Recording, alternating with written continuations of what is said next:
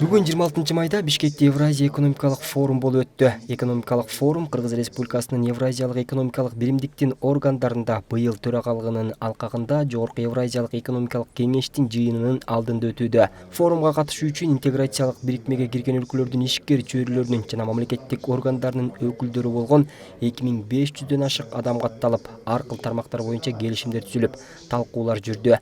Анда транспорттук, энергетикалык инфраструктураны мындан ары өнүктүрүү, каржы, банк саясаты, өнөр жай тармагындагы кызматташтык, саналип жана жаштарга багытталган күндүн темалары, электрондук соода, жүгүртүү жана кызматташуунун жаңы ыкмалары талкууланганы айтылды.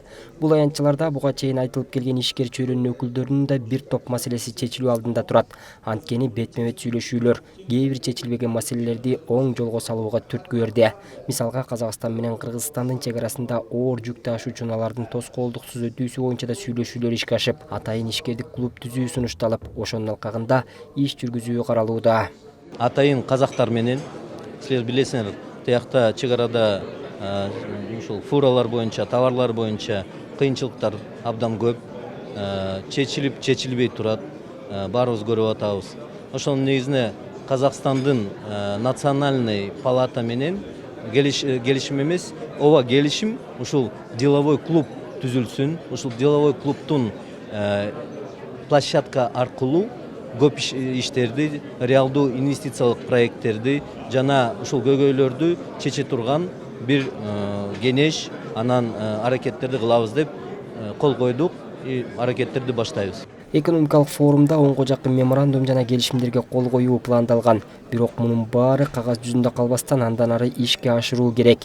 Бул жагдайда биздин өлкөгө канчалык деңгээлде пайдасы бар деген суроого эл аралык ишкерлер кеңешинин директору Аскар Сыдыков форум бир күндүк болгону менен жемиши жылдап болот деген пикирин билдирди. Жалпысынан мынакей эң башкысы телефон менен же интернет менен сүйлөшпөй, бул жерде бетме-бет жолугушуп, көп бизнес коомчулуктун өкүлдөрү менен, ээктин өкүлдөрү менен таанышып, контакт алмашып, кийин дагы иш жүргүзсөк болот да. Бул форум бир күндүк болгону менен контакттар, карым-катнаштыктар дагы жылдап, айлап боло берет да.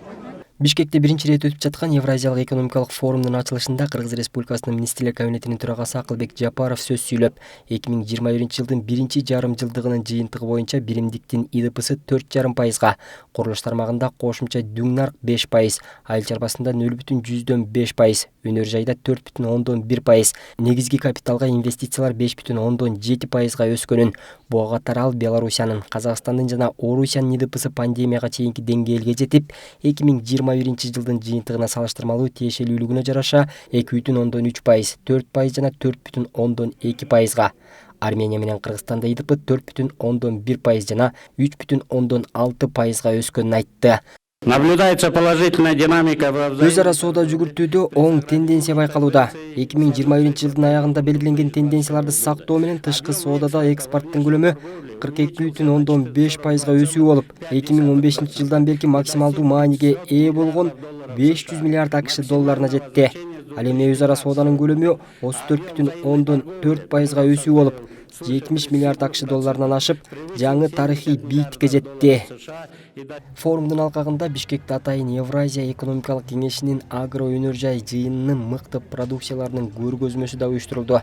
Бул аянтчада ишкерлер тажрыйба алмашуу, маалымат бөлүшүү үчүн да жакшы аянтча болгонун билдиришти. Биринчи кезекте дейм бул инвесторлорду, анан ушул келген катышуучулардын мүмкүнчүлүктөрүн көрсөтөт да булчу.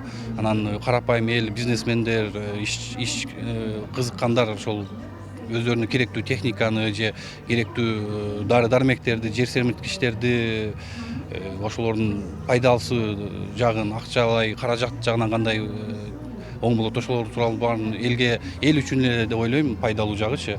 Эл көбүрөөк маалымат алат да, анан техникалар менен таанышат, баалар менен таанышат.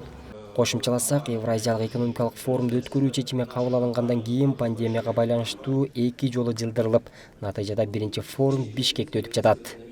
Бакытбек Болсунов, Бакыт Жапаров, Азия ТВ, Бишкек.